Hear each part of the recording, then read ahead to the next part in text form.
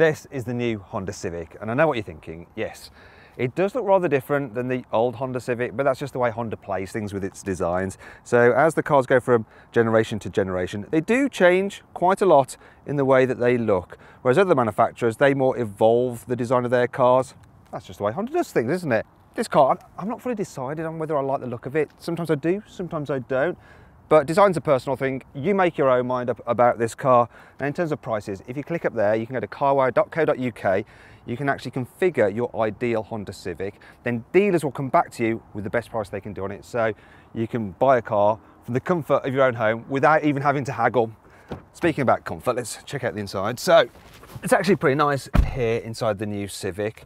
Now you sit probably about that much lower than in the old car, so it does just feel more sporty, and you can really lower the seat as well, so you do feel really connected to the road. Don't worry though, if you're short you can jack it up quite a way, and there's plenty of adjustment in the steering wheel, though the release handle is quite far under here, so you do have to reach to find it.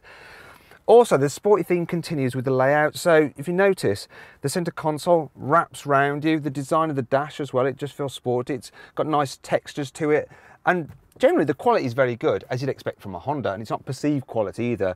These cars are generally very reliable. But there's something I've noticed which is just really bothering my OCD. So look at this. This little speaker cover, it's not really stuck down really well. That's a bit flimsy. And this air vent, it's popping up a bit. That would really do my head in. I'm imagining it's a one-off on this particular car. Now, what's not a one-off is this. All cars get digital driver's dials there. So the main speedo is digital. As standard across the range, you get parking sensors, you get cruise control, you get climate control, you get alloy wheels, you get Bluetooth, but you only get a 5-inch infotainment screen. This is the upgraded one, so you need to step up to the mid-spec car to get this. And it's actually quite nice to use. The screen's bright.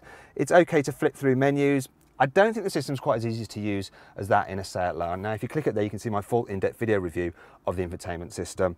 In terms of the rest of the car, well, there's decent cubby spaces in here. So door bins, they're big enough. Glove box, that's a reasonable size. But then there's some nice solutions, such as there's an area here for your mobile phone, and there's actually the charging points are kept underneath, so you can plug in various devices and charge them up and leave them there. Then there's this system under the armrest here, so there's quite a lot of storage under there, another charging point as well.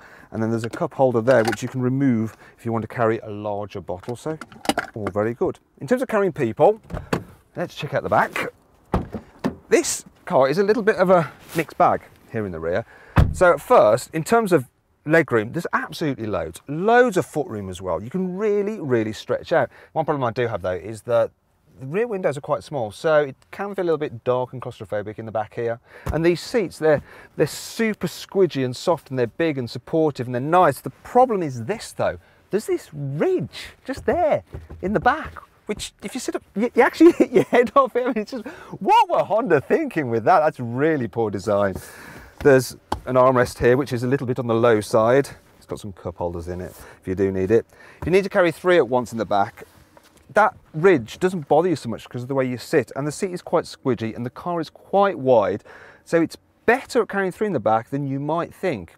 Well, for the person in the middle, it's not so good for the people either side because the way the body rolls in, they sometimes hit their head against there, which isn't ideal. Now let's move on to the boot. Now the load capacity is blooming huge. It's one of the biggest in this class. So yeah, you can carry lots of stuff in the Civic's boot. There's some underfloor storage as well there, quite a lot of it actually. And there's various tethering points about the place. You've also got a 12-volt socket there for charging up, I don't know, your Hoover for hoovering out the boot.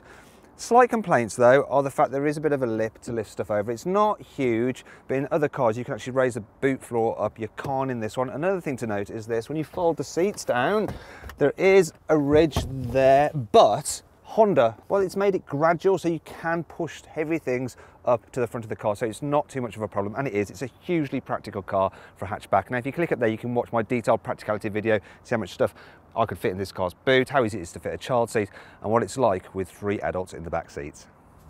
Okay, that's the walk around bit dealt with. Now it's time to hit the road to see what this car is like to drive. The Civic is a really nice, easy car to drive in town, so the suspension does a great job of dealing with the bumps in the road, and high specification cars actually get electrically controlled suspension, and that's even better. And at the touch of a button, you can actually stiffen it up, which you don't want to do because then it all gets a bit bouncy, so just have it in the normal mode. The steering's light, the clutch is light, the gear shift is precise, and the brakes, they're really sharp, but not too grabby. Then there's the windscreen. I love the windscreen. It's very wide, the dash is low, and it's almost like you're watching a cinema screen, though obviously the only film you're going to be watching is Traffic. Yeah, see what I did there?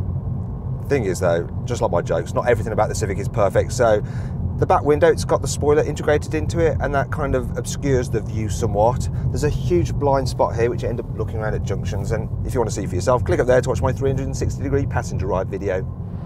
When you head out on the motorway, the Civic is a pretty good cruiser.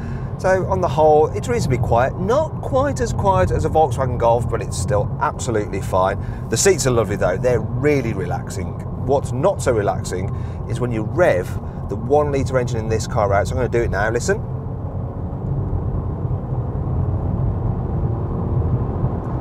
Don't know if you're picking up that noise. Now the engine's fast enough, it's just a bit rough, it's a little bit noisy.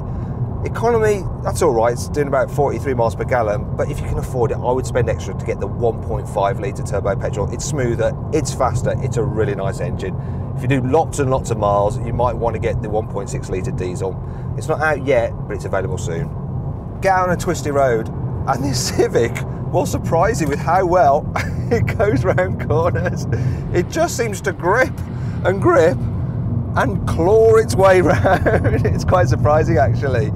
Now part of the reason that it can do that is that it does this thing where it breaks the inside wheels, which helps slingshot you round the corners. But yeah, it's a surprising amount of fun for something that's supposed to be a sensible car. You shouldn't be able to do this in a Civic. Only complaint is maybe the steering doesn't let you feel the road quite as well as you can in something like a Seat Leon, which is a more overtly sporty car, but really, who cares about that? I'm massively impressed with how this car handles. Now then, it's time for the Car Wow 5 annoying things about this car. The steering wheel controls just feel a little bit cheap, and they're actually quite sharp and give it a sore finger. In the old Civic, the seat bases would flip up, so you have some extra storage space here in the back. But in this new one, yeah, you get the idea, they don't. The reversing camera is so low resolution, it's like some 1990s video game. This honeycomb mesh grille is actually derived from racing cars and lets hot air escape from the brakes. Actually, no it doesn't. That's completely fake. Looks rubbish, doesn't it? This high specification EX model gets leather seats as standard, but I don't know why Honda have tried to create a carbon fibre effect out of the hide. It particularly offends my cameraman Jack. What do you think of it, Jack? Crap. There you go. Thankfully, this car has plenty of cool features, which helps make up for all this. Here's 5. This new Civic is 52% stiffer than the old one. Also, it's got a low centre of gravity and it's slightly lighter as well. Plus, all models get fully independent rear suspension, and combined, all of that helps improve the handling. The upgraded stereo sounds great as it has 11 speakers. Look, there's 3 speakers right here. 1, 2, 3. All Civics come with auto emergency braking and lane departure warning as standard. And of course, you can turn them both off if you enjoy a jolly good crash. The Isofix child seat anchor points are just covered by this little flap here, and they're attached so you won't lose them like the detachable ones you get in other cars. Honda has reinvented the boot load cover. I mean, look at this, it's so totally portable. You can actually carry it with you wherever you go. Is there a load cover in my pocket, or am I just pleased to see you?